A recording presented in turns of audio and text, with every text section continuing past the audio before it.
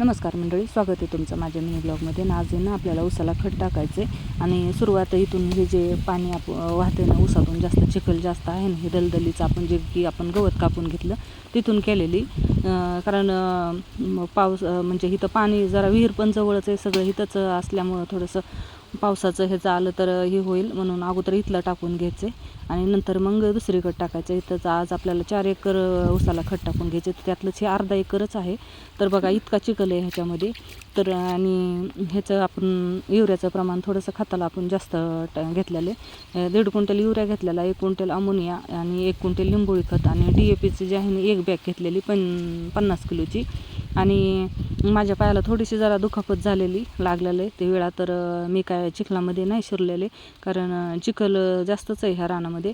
मी फक्त भरून द्यायचं काम करते इथं आणि 3 जणी खत टाकतात आणि 2 जण ना तर त्यांना नेऊन द्यायचं काम करते ते.